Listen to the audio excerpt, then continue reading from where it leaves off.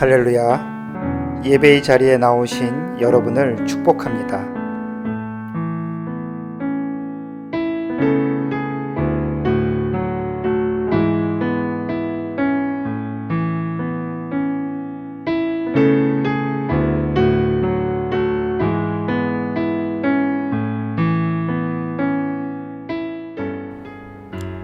이제 사도신경으로 우리의 신앙을 고백하겠습니다.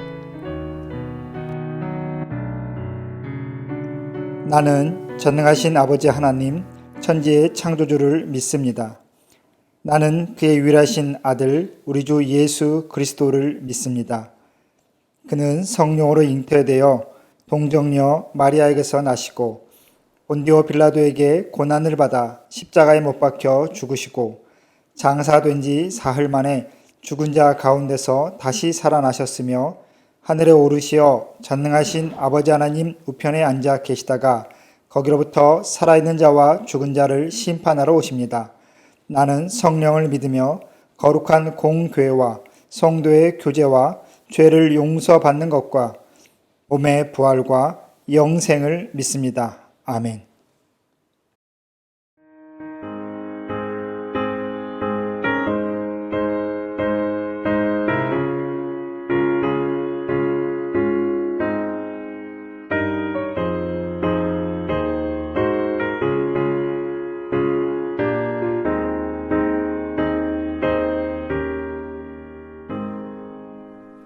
잠시 세상에 내가 살면서 항상 찬송 부르다가 나의 저물어 오라 하시며 영원 중에 나아가리 열린 천국 문 내가 들어가 세상 짐을 내려놓고 빛난 멸류관 바다 쓰고서 주와 함께 길이 살리 눈물 골짜기 더듬으면서 나의 갈 길 가다 후에 주의 품 안에 내가 안기어 영원토록 살리로다. 열린 천국 문 내가 들어가 세상 짐을 내려놓고 빛난 멸류관 바다 쓰고서 주와 함께 길이 살리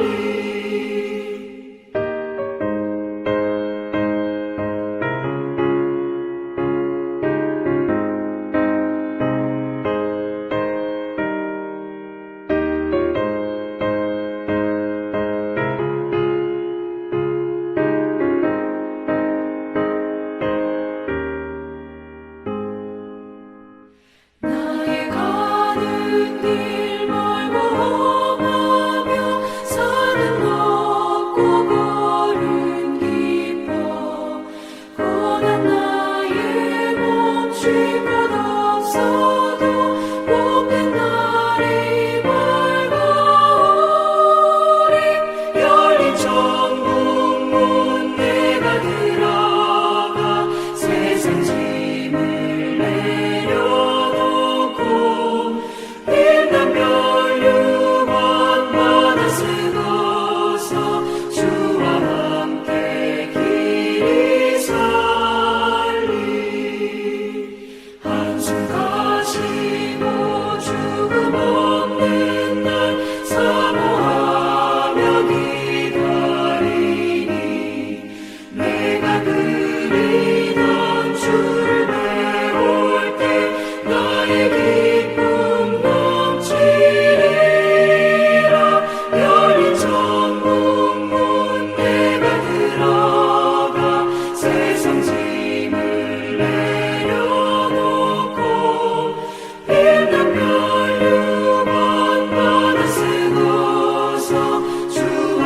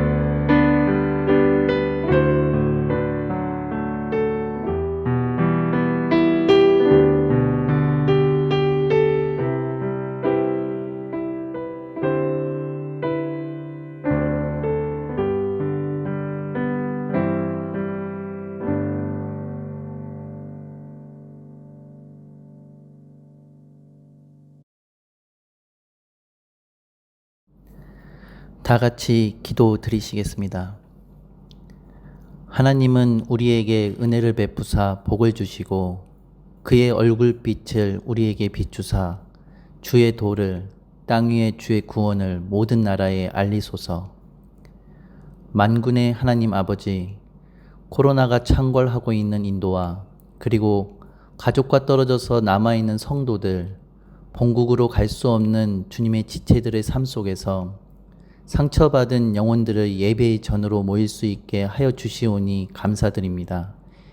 이제 주님의 택하신 백성들이 찬양과 기도와 경배로 영광과 존귀를 택하신 제단 위에 올려드리오니 우리의 예배를 흠양하여 주시옵소서.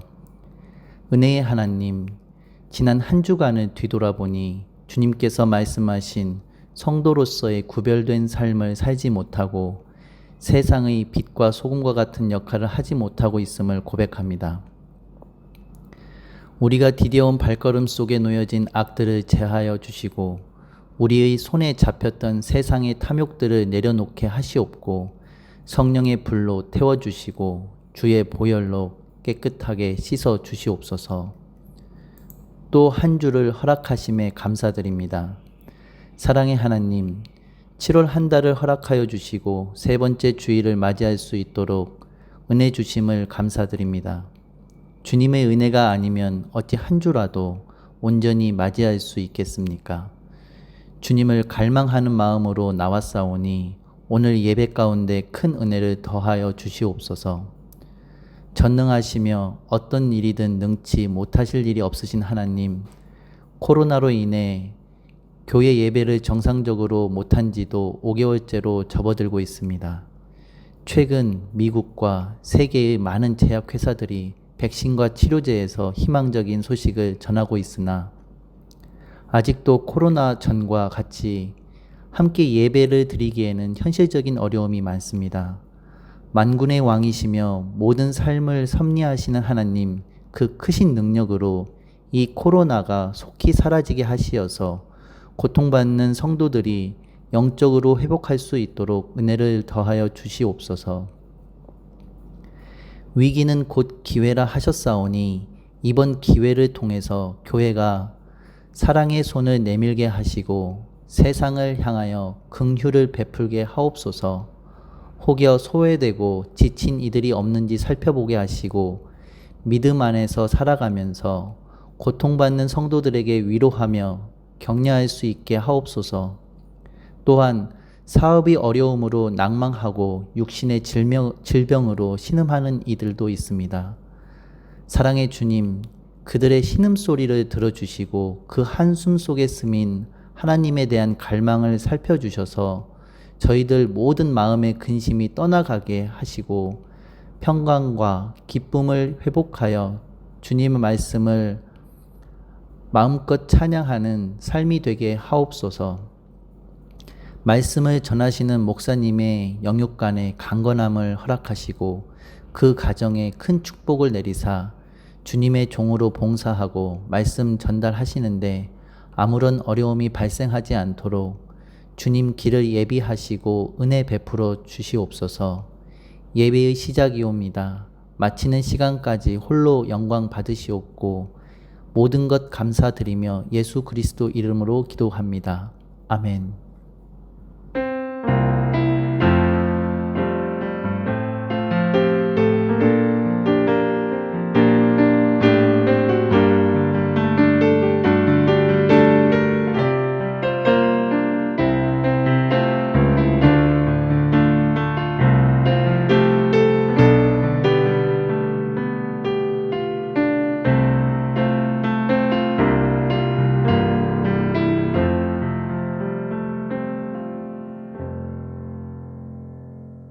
우리 함께 가슴에 손을 얹고 먼저 기도하시겠습니다. 사랑이 많으신 하나님 아버지, 이 자리까지 하나님의 품 안에 안아주시고 늘 다함없는 사랑으로 살아갈 힘을 얻게 해주시니 감사합니다. 이 시간 하나님의 말씀 앞에 모인 모든 성도들을 주목하여 주시고 이들의 삶의 현장마다 하나님의 나라가 임하도록 은혜를 부어 주옵소서. 이제 말씀을 듣습니다. 말씀을 전하는 자나 듣는 자 모두의 죄와 허물을 십자가의 보혈로 덮어주시고 오직 하나님의 말씀만 살아있는 시간 되게 하여 주옵소서. 예수님의 이름으로 기도합니다. 아멘. 오늘 우리에게 주신 하나님의 말씀은 로마서 16장 25절부터 27절까지의 말씀입니다. 제가 말씀을 읽겠습니다. 나의 복음과 예수 그리스도를 전파함은 영세전부터 감추어졌다가 이제는 나타내신 바 되었으며 영원하신 하나님의 명을 따라 선지자들의 글로 말미암아 모든 민족이 믿어 순종하게 하시려고 알게 하신 바 그 신비한 계시를 따라 된 것이니 이 복음으로 너희를 능히 견고하게 하실 지혜로우신 하나님께 예수 그리스도로 말미암아 영광이 세세 무궁하도록 있을지어다. 아멘. 사랑하는 성도 여러분, 오늘 우리가 함께 보는 본문은 로마서의 정말 마지막 부분입니다. 우리가 로마서 16장을 몇 주에 걸쳐 살펴보면서 짚어봤던 것 중에 하나가 이 로마서가 편지였다라는 것이었죠. 여러분 혹시 편지를 쓰게 되시면 그 마지막을 어떠한 문장과 내용으로 쓰게 되십니까? 보통 우리는 편지를 쓰면서 그 마지막에는 상대방의 평안과 안녕을 비는 그러한 기원의 인사로 쓰는 것이 일반적입니다. 사도 바울도 본인이 쓴 여러 서신서의 마지막을 상대방에게 하나님의 은혜와 평강이 있기를 바란다, 하나님의 은혜가 가득하기를 바란다 라는 그러한 축복의 말로 기원의 인사로 쓰고 있습니다. 하지만 오늘 우리가 보는 이 로마서의 마지막은 그러한 상대방을 향한 기원의 인사가 아니라 하나님을 향한 찬송으로 끝나고 있음을 우리는 볼 수 있습니다. 받는 사람에 대한 모든 끝인사와 기원이 다 끝난 후에 그 편지가 마무리되는 것이 아니라 그 모든 내용의 초점이 하나님께로 되돌아가고 있음을 알 수 있지요. 그 이유는 이 편지가 단지 그냥 서로 안부를 묻고 소식을 전하기 위한 그러한 사람들의 이야기가 아니라 하나님의 은혜에 대한, 복음에 대한 이야기임을 알 수 있도록 사도 바울은 감사와 찬송으로 마무리하고 있는 것입니다. 이렇게 감사와 찬송으로 마무리한다는 것은 사람이 의지적으로 내가 이렇게 써야지라는 그러한 결단으로만 쓸 수 있는 것은 아니라고 생각합니다. 특별히 오늘 사도 바울은 주체할 수 없는 그 감격과 감동으로 찬송으로 자신의 마음을 고백하고 있는 것이구나 라고 생각해야 합니다. 생각의 결과가 아니라 간절한 마음의 고백, 그것이 바로 오늘 사도 바울의 이 찬송이라는 것입니다. 여러분, 우리 신앙의 처음과 끝은 찬송이지요. 웨스터민스터 신앙 고백의 제일 첫 번째 물음이 사람의 존재의 목적은 무엇인가 라는 것입니다. 그리고 그 물음의 답은 하나님을 영화롭게 하고 영원토록 즐거워하는 것입니다 라는 것이죠. 하나님을 영화롭게 하고 영원토록 즐거워하는 것, 그것을 한 단어로 말한다면 바로 찬송입니다. 복음의 정수가 담긴 이 로마서가 왜 이렇게 찬송으로 끝나야 되는지 우리에게 시사하는 바가 바로 여기에 있지요. 하나님과 그의 말씀을 즐거워하는 성도의 삶에는 언제나 찬송이 있습니다. 수시로 찬송을 듣고 찬송을 흥얼거리는 것이 바로 성도의 즐거움이자 성도의 삶의 중심이지요.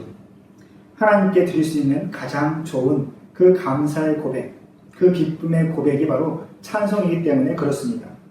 만물의 주인이신 하나님께 우리가 드릴 것이 무엇이 있을까요? 우리가 무엇으로 하나님 앞에 나아갈 수 있을까요? 우리에게 황소를 드림보다 진정한 찬송을 드림이 더 내가 기뻐하는 일이다 라고 말씀하신 하나님의 말씀을 우리는 다시 한번 되새겨내야 합니다. 예전에 한번 말씀드렸지만 찬송은 나도 즐겁고 하나님께서도 즐거워하시는 일이기 때문에, 그래서 아주 특별한 일이기 때문에 우리의 삶에는 늘 찬송이 끊이지 않아야 되는 것이 마땅하지요. 그렇게 찬송이 끊이지 않기를 다시 한번 소망합니다. 찬송은 그냥 노래가 아닙니다. 찬송은 하나님의 다스림에 대한 성도의 가장 중요한 반응이지요. 여러분, 기도는 상대방이 좀 애매해도, 대상이 좀 애매해도, 믿음이 없어도, 기쁘지 않아도 언제든지 할 수 있습니다. 누구나 자기가 좀 힘들고 삶이 어려워지면 마음에서 나오는 대로 기원을 하고 또한 간절히 무언가 구하게 되지요. 하지만 찬송은 좀 다릅니다. 명확한 대상이 있고 그 마음이 전적으로 그분의 주권 아래에 있어야지만 가능한 것이 바로 찬송입니다. 그래서 찬송은 존귀한 자의 가장 존귀한 일이다 라고 우리에게 말씀해 주셨지요. 성경의 가장 존귀한 성도였던 모세와 다윗과 바울의 글들을 한번 보시면 좋겠습니다. 그들의 신앙의 절정에서는 늘 찬송이 함께하고 있었습니다. 가장 많은 노래와 시를 쓴 이 세 분의 그 고백은 우리로 하여금 찬송이 모든 신앙생활의 중심, 우리 기독교 신앙의 핵심, 복음의 결론이라는 것을 알게 해주고 있습니다. 사실 다른 종교와 우리 기독교가 구별되는 시점이 바로 이 부분이라고 저는 생각합니다. 기독교만큼 찬송을 중요하게 여기는 종교도 참 없지 않나 싶죠. 요즘같이 이렇게 온라인 예배를 드리면서 가장 안타까운 것 중에 하나가 바로 우리가 함께 모여 마음껏 찬양하고 찬송하지 못한다라는 것입니다. 우리의 예배 가운데 찬양이 없다면, 찬송이 없다면 얼마나 썰렁하겠습니까? 우리의 삶도 마찬가지입니다. 우리의 삶 가운데 찬송이 없다면 얼마나 무미건조하고 썰렁하겠습니까? 로마서가 찬송으로 끝나야 되는 것처럼 우리의 삶도 바로 찬송으로 끝나야 됩니다. 훌륭한 신앙은 어떠한 거창한 의미로 다른 내용이 있어야 되는 것이 분명히 아니지요. 어떠한 상황에서도 하나님을 기뻐함으로, 감사함으로 찬송할 수 있다면 그것이 바로 훌륭한 신앙입니다. 기쁠 때 하나님께 감사함으로 찬송을 선택할 수 있다면, 힘들고 어려운 상황이 닥쳤을 때에 우리가 그 자리에서 찬송을 선택할 수 있다면 그보다 더 존귀한 신앙은 분명히 없을 것입니다. 성령이 바로 그 찬송의 자리에 함께 역사하셔서 우리로 하여금 주님을 기뻐할 수 있는 그 힘과 믿음을 주시는 것입니다. 오늘 본문은 우리가 왜 찬송해야 하며 또한 어떠한 마음으로 찬송해야 하는지를 바로 우리에게 가르쳐 주고 있습니다. 본문은 하나님을 한마디로 이렇게 규정하고 있습니다. 오늘 본문 보시면 하나님을 어떻게 부르고 있는지요.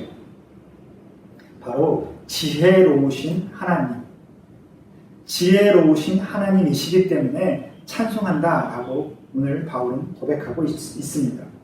그 지혜는 27절 예수 그리스도로 말미암아 계시된 지혜입니다. 예수 그리스도로 말미암아 하나님이 능히 당신의 지혜로 우리를 사랑하시며 우리를 견고하게 하시며 우리를 구원에 이르게 하신다라는 것입니다. 그런 지혜로우신 하나님의 그 일하심과 삶의 간섭하심을 신뢰하는 그 믿음과 소망 가운데 바울 사도는 오늘 하나님을 기뻐하고 있습니다. 여러분, 하나님이 지혜로우시다라는 말씀이 무슨 뜻일까요?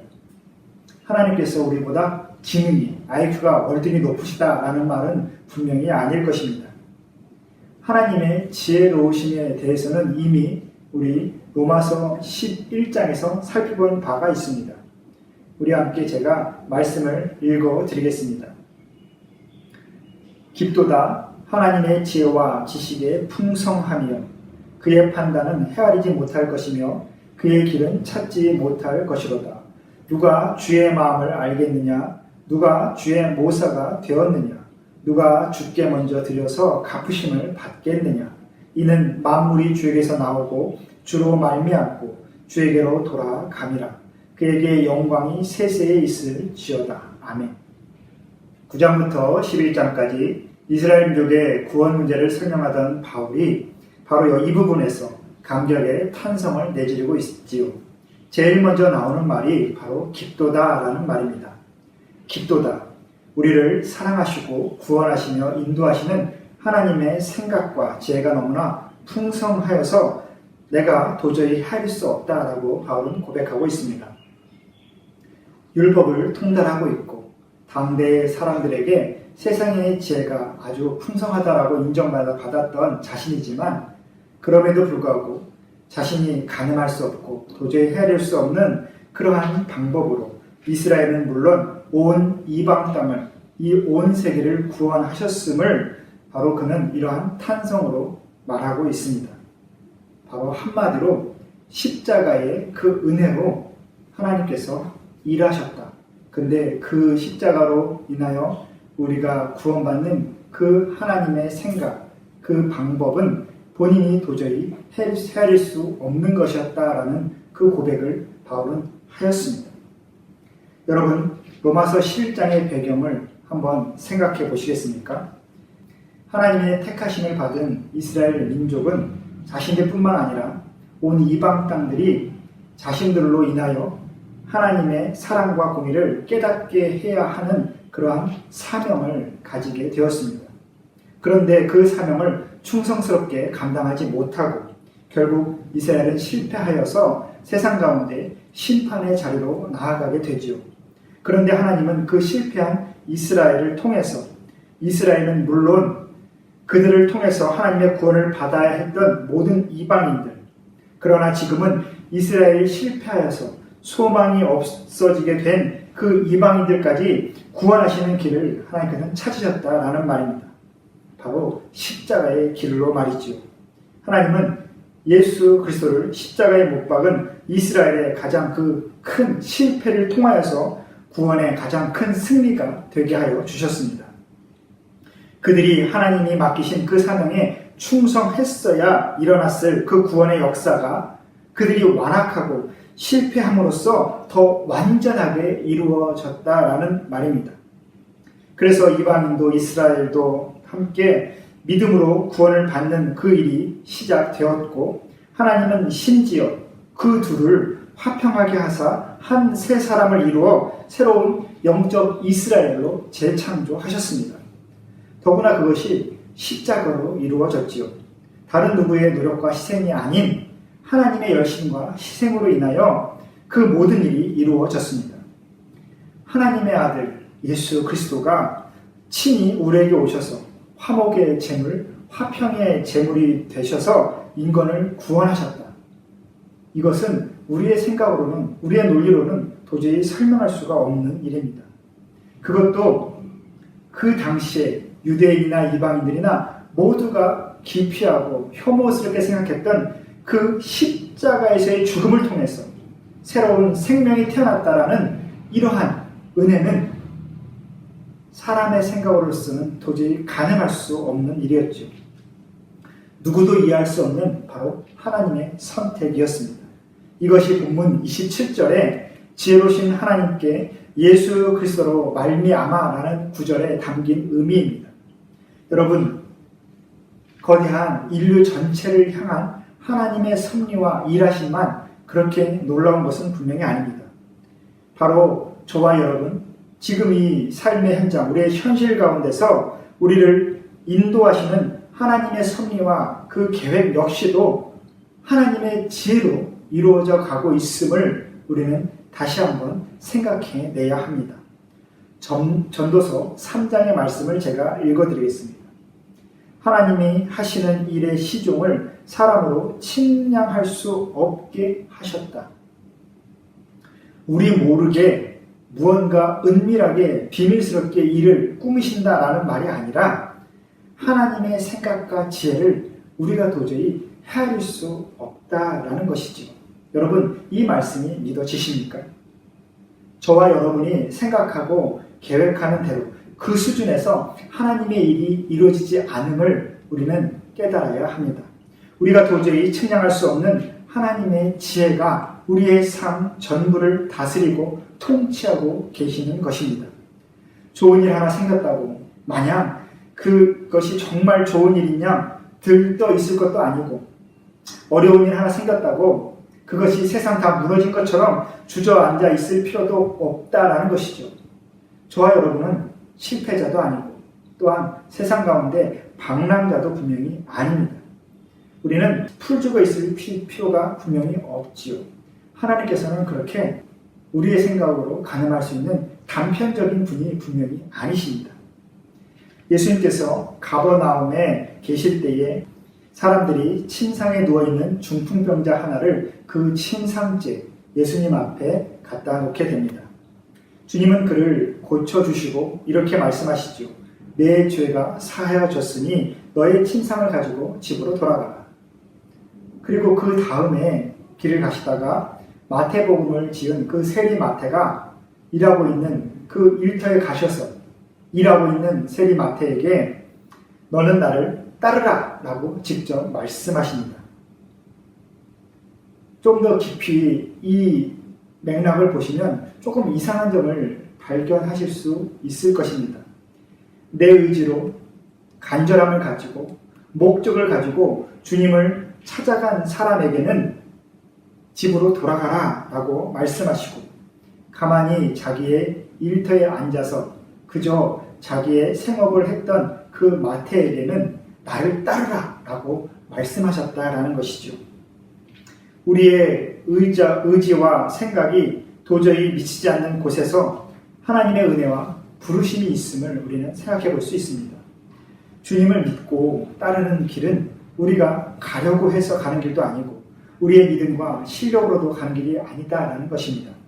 우리를 향한 주님의 부르심은 우리의 생각보다 훨씬 더 강력한 하나님의 주권에 속하고 있음을 우리는 생각해야 합니다. 예수님께서 세례요한의 제자들에게 왜 지금이 금식할 때가 아닌지를 설명하시면서 새 포도주는 새 부대에 넣어야 된다라고 말씀하십니다. 그 말씀을 하시는 중간에 한 관리가 찾아와서 주님 앞에 이렇게 간청하죠. 방금 전에 죽은 내 딸을 좀 살려달라라고. 비록 지금 죽었지만 주님께서 함께 가셔서 손을 얹으시면 내 딸이 살아나는 것을 내가 믿는다라고 말합니다. 그래서 주님과 제자들이 그 소년을 살리기 위해서 그 길로 가시는데 그 가는 길 가운데에 12년 동안 혈루증으로 알아오던 한 여인이 주님의 그 옷깃에 손을 댐으로 병이 낫는 치유의 역사가 이루어집니다. 그래서 주님께서 그 여인과 잠깐의 대화를 하시고 다시 그 소녀를 방문하셔서 그 소녀에게 죽은 것이 아니고 지금 자고 있는 것이니 깨어나라 라고 선포하시자 그 소녀가 새 생명을 얻게 되시죠. 이 본문 전체가 바로 새 포도주를 새 부대에 담아야 된다는 그 말씀을 자체를 감싸고 있습니다. 우리 인간의 생각과 경험을 넘어서는 하나님의 지혜를 인간이 어떠한 삶의 부대 속에 어떠한 인식의 부대 속에 담아야 되는지 어떻게 인정하고 받아들여야 되는지를 말하고 있는 내용이죠. 예수님께서는 사람이시지만 또한 하나님이십니다. 우리 예수님은 피조물이 아니라 모든 피조물의 생명의 근원이시며 창조의 주님이시죠. 그를 이해하고 받아들일 때 그래서 우리는 당연히 피조물의 관점과 생각 그리고 사고의 틀을 내려놓아야 됩니다. 우리가 가진 지혜와 가치관, 오랜 경험과 습관을 주님의 말씀 앞에서는 정말 있는 힘을 다해서 내려놓고 없는 것처럼 생각해야 된다는 것입니다. 그래서 어린 아이처럼 되는 것이 정말 중요한 일이죠. 기존의 틀이 없기에 새로움으로 온전히 받아들이고 정말 그것에 순응할 수밖에 없는 그 어린 아이처럼 우리는 복음 앞에 주님 앞에 그러한 모습이어야 됩니다. 이미 숨을 거둔 딸 아이를 두고 한 관리가 예수님 앞에 와서 엎드리죠. 내 딸이 비록 죽었지만 당신이 손을 얹으면 내 딸이 살아날 거라고 살아날 수 있다라고 어린아이처럼 주님 앞에 간청합니다. 주님이 계시니까 주님이 함께 계시니까 끝나도 끝난 것이 아니다. 왜냐하면 우리 주님 바로 당신께서 모든 생명의 근원이시니 당신이 계시면 죽음 그 자체가 모든 권세를 잃어버리고 우리 인간의 삶 가운데 슬픔이란 다시 없을 것이라고 그는 그렇게 믿고 있는 것입니다. 정말 대단한 믿음, 어린아이와 같은 믿음이죠. 예수의 복음이라는 새 포도주를 그는 전혀 새로운 부대 속에 이미 담아내고 있는 것입니다. 그리고 그 믿음에 반응하시는 우리 주님은 죽은 아이를 향해서 잔다라고 말씀하십니다. 세상의 모든 이들이, 모든 사람들이 세상의 기준에 맞춰서 죽었다라고 이야기하지만 예수님께서는 예수님의 복음 안에서 예수님께서 함께 하시는 그 자리에서 바로 자고 있다라고 말씀하시고 생명으로 깨어나게 하시는 그 은혜를 그곳에 선포하십니다. 이해하는 부대가 바로 그 형식이 다르며 우리 주님이 부어주시는 그 내용물도 분명히 다릅니다. 새로운 술을 새 부대에 담았던 그 관리는 그렇게 하나님의 은혜를, 사랑을 경험하게 되지요. 12해를 혈루증을 앓았던 그 여인, 그래서 율법적으로 부정한 그 여인이 예수님의 겉옷을, 그것도 가장자리를 손을 대게 됩니다. 정말 두려웠지만 믿음으로 손을 대었던 것이지요. 사실 그 자체가 사실 너무나 놀라운 도발적인 일입니다. 왜냐하면 율법대로 하면, 당시에 그 문화와 관례대로 하면 그 부정한 여인이 예수님께 손을 대면 예수님께서도 부정하게 되는 것이었기 때문에 그렇습니다. 그러나 그 여인이 주님께 손을 대었을 때에 우리 예수님이 부정하게 된 것이 아니라 우리 주님의 그 거룩함으로 이 여인이 반대로 정결하게 되었지요. 여기서 바로 거룩과 부정의 역전이 일어났다라는 겁니다. 사람의 생각으로 가늠할 수 없는 일이었지요. 율법의 틀이 아니라 예수의 틀 안에서 정결함의 원리가 다시 새롭게 세워진 것입니다. 역시 이 여인도 예수를 새로운 부대에 담았고 그 믿음으로 예수를 마신 것입니다. 우리는 금식하고 있는데 왜 당신들은 금식하지 않느냐라고 세례 요한의 제자들이 와서 물었을 때에 주님은 이렇게 말씀하십니다. 신랑이 있는 혼인집 사람들이 왜 슬퍼하냐고. 지금은 장례식도 아니고 함께 있다면, 그 주인공이 함께 있다면 축제의 자리가 분명한데 왜 지금 금식하고 슬퍼하냐고. 나중에 그를 빼앗길 때가 오면 그때 가서 슬퍼하고, 그렇게 주님은 말씀하십니다. 그가 우리 가운데 계신 이상 우리는 즐거워할 수 있습니다. 그를 믿고 받아들인다라면 그와 함께 즐거워하겠고 그와 함께 슬퍼하게 됩니다. 옛 기준에 의해서 지금까지 알아왔던 삶의 경험과 그 지식에 의해서 내가 기쁘고 즐거운 것이 아니라 예수로 인하여, 예수 안에 있는 하나님의 사랑으로 인하여 그분과 함께 기뻐하며 하나님의 즐거움에 함께 참여하는 것이 우리가 마땅히 해야 될 바이지요. 예수의 즐거움을 받아들일 수 있는 그 새 부대, 새 그릇이 우리에게 필요한 것입니다. 적어도 하나님을 믿는다라고 고백하는 우리는 새 부대, 새 그릇을 반드시 준비해야 됩니다. 그리고 그것을 준비하기 위해서 무엇보다 먼저 우리 이 피조물의 관점과 생각, 사고의 틀을 내려놓고 우리의 지혜와 가치관, 오랜 경험과 습관을 정말 어렵지만 힘을 다해서 없는 것처럼 내려놓고 주님 앞에 나아가야 합니다. 어린아이처럼 하나님의 지혜와 능력 앞에, 하나님의 그 말씀 앞에 전적으로 반응할 수 있어야 된다라는 말씀입니다. 주님, 저에게 새 포도주를 주셨지만 저는 지금 낡은 가죽 부대에 담고 있습니다. 주님께서 새로운 것을 주셨는데 저는 아직 낡은 그릇에, 내가 가진 그 오래된 그릇에 그 새로운 것을 담아내서 그 가치를, 그 은혜를 잃어버리고 있습니다. 주님, 이것을 내려놓게 도와주옵소서.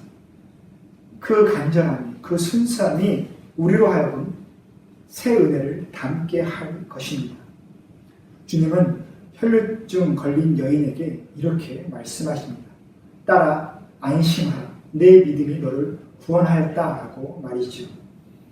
우리의 익숙한 그 삶의 틀과 형식을, 그 경험을, 나의 그 가치관을 내려놓고 우리가 불안해할 때에 우리 주님은 말씀하십니다.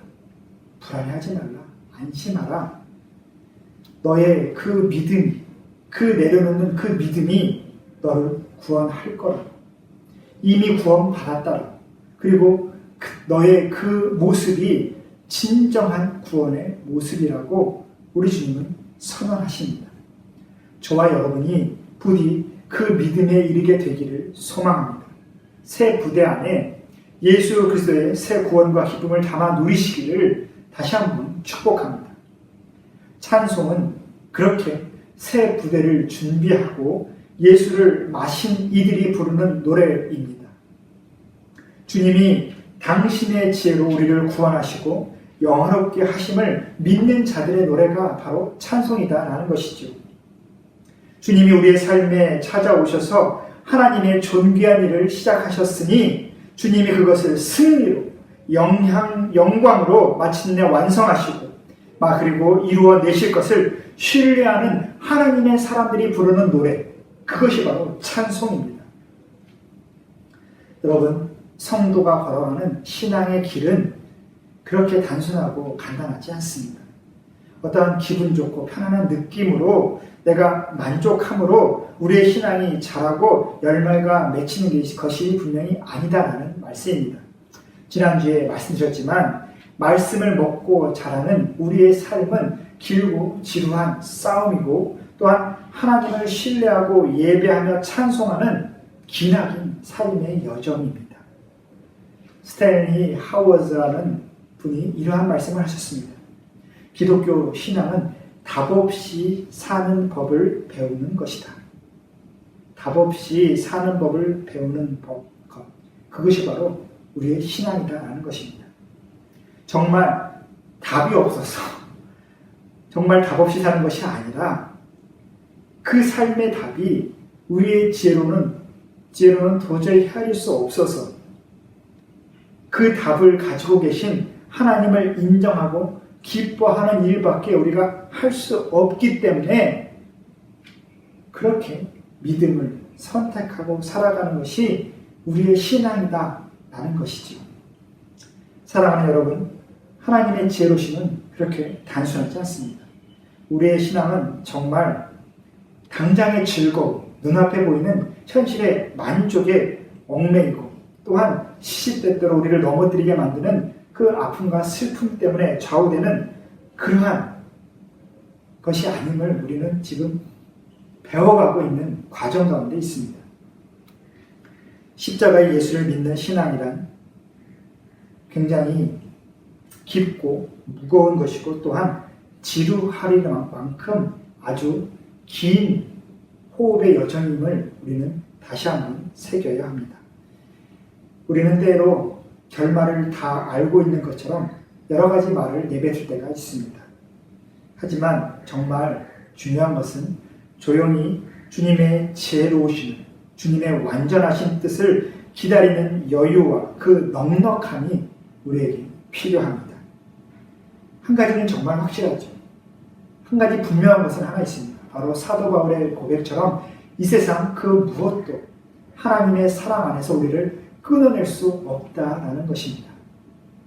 하나님의 사랑으로 인해 우리는 매 순간에 좌절할 필요가, 그 이유가 분명히 없습니다. 하나님의 사랑의 깊이는 우리의 헤아림 안에 있지 않습니다.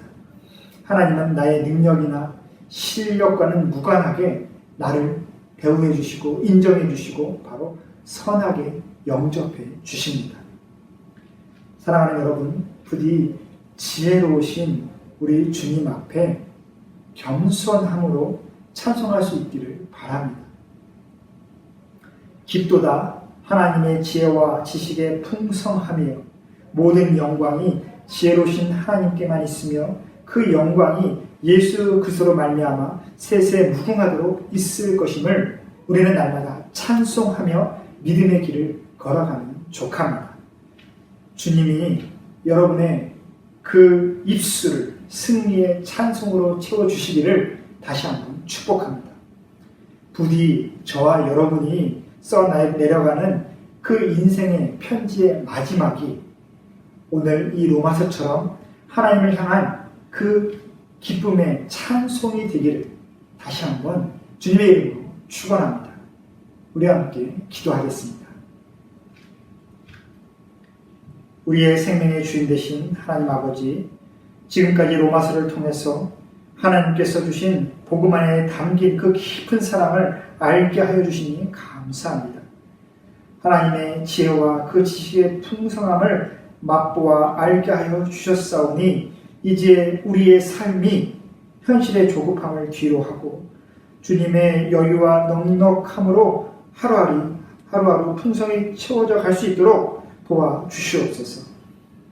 이 땅의 모든 생명이 하나님의 선하신 뜻 가운데 있음을 고백하며 우리 성도들의 하루하루가 늘 말씀이 다시 생각나고 찬송으로 풍성해질 수 있도록 모든 삶의 자리에 주인 되어 주시옵소서. 예수님의 이름으로 기도합니다. 아멘.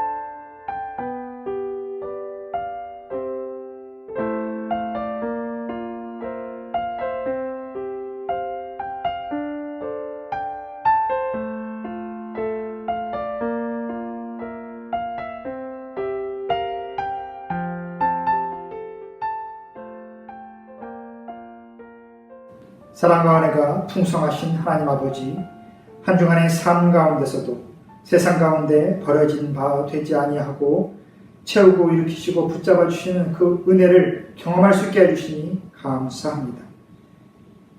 이 시간 순전한 마음으로 주님 앞에 귀한 예물을 드리는 우리 성도들에게 하늘의 복을 더하여 주시고 특별히 우리 모든 성도들 삶의 모든 자리에서 특별한 하늘의 은혜를 입고 있음을 세상 가운데 드러낼 수 있도록 주님 도와주시옵소서. 이 시간 드려진 귀한 예물이 하나님의 교회를 견고히 세우며 우리의 이웃들을 돌아보고 이 땅에 하나님의 살아계심을 증거하는 데 잘 쓰일 수 있도록 주님 은혜를 베풀어 주시옵소서. 예수님의 이름으로 기도합니다. 아멘.